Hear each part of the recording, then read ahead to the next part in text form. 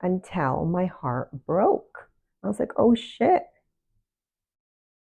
I had no choice but to listen up, to join forces with my heart, to create such a beautiful relationship that I had to gain the trust back of my heart.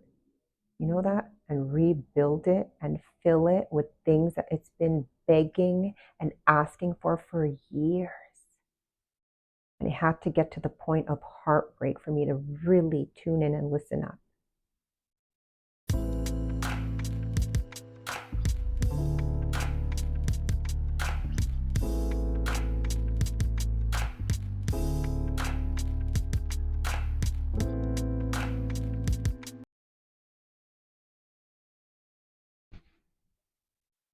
The type of hit and the type of feeling our hearts, our bodies feel after heartbreak is no joke. That pain is probably one of the hardest pains to endure in your life. But I want you to know, whatever the reason you had to leave and had to break up, I want you to know it will get better. You will get on the other side of how you're feeling right now. You will get through. Even though you don't see it right now, even though the way your mind, your body, your heart feels, you probably think it's impossible to get out.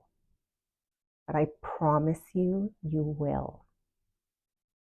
You just got to show up for yourself over and over again, even if it's small steps. But I want you to know you're not stuck and that there is a way out. Don't ever think that this is it, you won't get better, and that life won't change in your favor. Never get stuck in that mindset, because things will turn around like they always have. When you look back at your life, everything always seems to work out, and sometimes even better. All you got to do is have the courage to stay away from the people that you know are not good for you, and to really truly believe that there's a better life waiting for you. The changes are going to occur first in your mind, because although you have successfully stopped communication, running back, or whatever your cycle looked like, but doing something by force when it doesn't feel natural, it's very exhausting. That's why you got to go first into your mind and really reprogram your mind. Reprogram what this heartbreak means to you and to your life. And reprogram the perspective and your mindset about what just happened in your life, who that person was, what they meant to you, and everything. Because I want you to get out of your victim mindset, because it's not just that something happened to you that's horrible, it's happening for you. And you really need to understand that. And so reprogramming your mind and shifting this mindset is what's going to help you get your emotions in check. Because your emotions being all over the place are from the thoughts that are running over and over in your mind. Whether you're thinking about past memories, whether you're upset, whether you're reminiscing, looking through photos, all that stuff that truly isn't even helpful to you, to be honest. But that's really affecting the mind, which then determines your emotions. And the emotions you feel determine how your body and your energy feel. So it's like this negative domino effect, because it starts in the mind and then it trickles into your emotions, then your body, then your energy, and then your hours are ruined, your days ruined, your mood's ruined. You don't want to go out, you don't want to do anything. So do you understand the root of it are your thoughts and your mind? And so today I'm going to go over reprogramming your mind after heartbreak. Because leaving is one thing, and then getting your mind stable and strong and in such a perspective that you feel focused and ready for the next step, as hard as it is so important.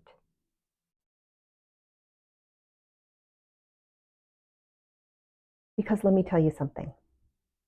You are not going to waste your precious, beautiful life in the feeling of heartbreak. And I know it's hard. It's going to take work. And a lot of it is mental work. And let me tell you, that's going to change everything. The thoughts that you wake up with when you go to bed, the way you're dreaming, what you're thinking about in the shower, while you're driving, while you're doing the dishes. You want your mind to stop going in circles and circles with what happened, the pain you feel, how dare he, how could she, all of these narratives in your mind that are not helpful and in fact are keeping you in the same spot, keeping you stuck and not letting you go forward. So let's minimize the period of time where it's shit. You just got out of a breakup. Your heart is torn. You feel like your life is just all over the place. You don't want to do anything. You're not motivated. You're sad. Okay? I'm not saying you're not entitled to feel those feelings. You absolutely are. Okay? I, in fact, teach you to love those feelings. But what I'm saying is, let's get those feelings in check and minimize the period of time of your precious life that you're going to put towards this heartbreak. You already went through enough, and we're not going to waste extra time. We're going to give it the time it needs and then move forward.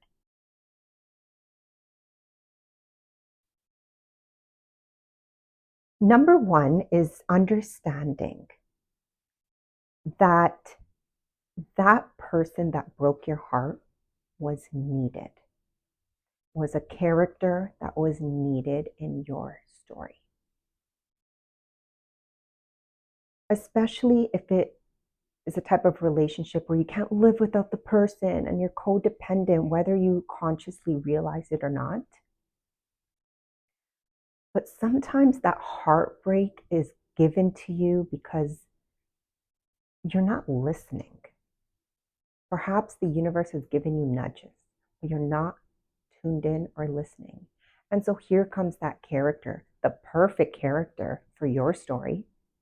Somebody who's going to sweep you off your feet or get you involved in a way that you just want to be with them, whether it's good or not for you. That's the situation.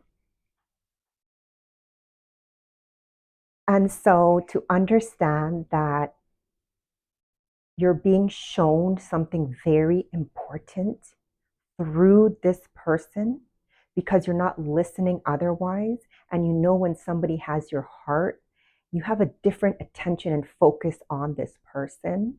And so often relationships are the best way to knock you upside your head and get you to listen. Really understand that something is calling you, calling to your heart, asking you to pay attention. And so this heartbreak was needed. I need you first to understand this heartbreak was needed. Even being in a relationship with such a person or allowing what you allowed. I mean, if you really think about it, would your future self want you to be with somebody like that? Honestly, no. So the fact that you're even allowing this already shows you have something to work on. Because how are you allowing this type of bullshit in your life? How? And most importantly, why? And again, that takes it back to childhood. What is that attachment style of yours? Why is this person so intriguing to you? And why does the pain allow you to still stay? And why does it kind of feel normal or familiar? You got to really look at this, because that person has a lot, and that relationship with that person has a lot of information in it about you, about you. So you're busy here pointing fingers at, they did this, I can't believe this, they treated me like this, but like, are you looking at yourself though? You're choosing to stay because apparently them showing the red flags and all the sides that, you know, that aren't good for you that they have, but yet you still stay, right? So it really comes down to understanding that if you allowed a person like that in your life, you have something to look at. And relationships that are codependent and toxic and you can't live without each other and all that bullshit, which is all romantic and sweet, but it's really actually not. You're being shown something. You're not whole on your own that you need somebody so bad. So there can be a lot of scenarios, okay? It can differ for everybody. But the point is that character, aka that ex or whoever you broke up with, is key in showing you something that you're not willing to see otherwise.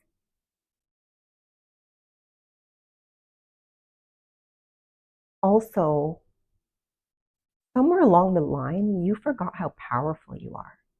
You forgot how whole you are and how powerful and how capable you are. That you've given your power away to a relationship that doesn't even deserve that type of effort, emotion, time. So this person came into the story, this character, to also really show you, like, damn, you really fork over, okay, your power like that. Because if you were solid and in your power, you wouldn't allow it.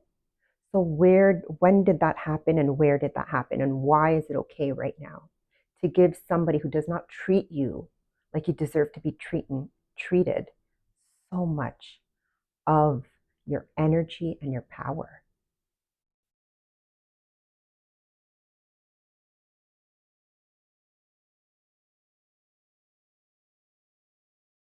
And so this person is almost like proof, evidence. Because if somebody walked up to you and said, hey, do you step in your power? Do you utilize your power in this life? Maybe you'll say, yeah. But then the relationship is not gonna lie. There's the evidence you need. Okay? Because sometimes we think we got it. We think we're on top of it. We think that, this, that. But no, you're actually giving your power away without even realizing. And relationships are a great way to show you how you're utilizing your power and how you're giving it away. So, this whole process of this character coming into the story, shattering your heart, breaking your heart, makes complete sense to me. Because without this broken heart, you can't rebuild the new. Your heart's screaming. You understand that? Your heart is screaming for you to look at something. And through this person and breaking your heart, you can finally feel really heaviness. And so you're going to take it to that point to finally be like, oh shit, heart, what's going on here? And when it's broken in pieces, because that's just the beginning. A broken heart is where you can start to rebuild. And I know it sounds crazy, but sometimes you got to break that old heart and it destroys everything and changes your world upside down completely to really have that fresh start that you didn't even know you needed. So you should thank that ex actually, or that person that broke your heart, because you've been shut off, denying your heart for all these years until somebody came along and broke it. And that pain is so hard to even digest that you have to start to listen to your heart at that point. And it's too late because it's broken. So now let's rebuild that heart because you are closer to knowing what it needs.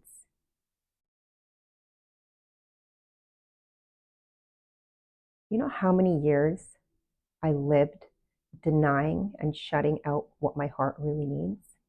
Completely living from my mind. Completely just living according to my conditioning and what I've been told. Because I don't want to experience pain. And I didn't even know I was doing that. After doing all this inner work, I can see what that was. Until my heart broke. I was like, oh shit. I had no choice but to listen up, to join forces with my heart, to create such a beautiful relationship that I had to gain the trust back of my heart. You know that? And rebuild it and fill it with things that it's been begging and asking for years. And it had to get to the point of heartbreak for me to really tune in and listen up.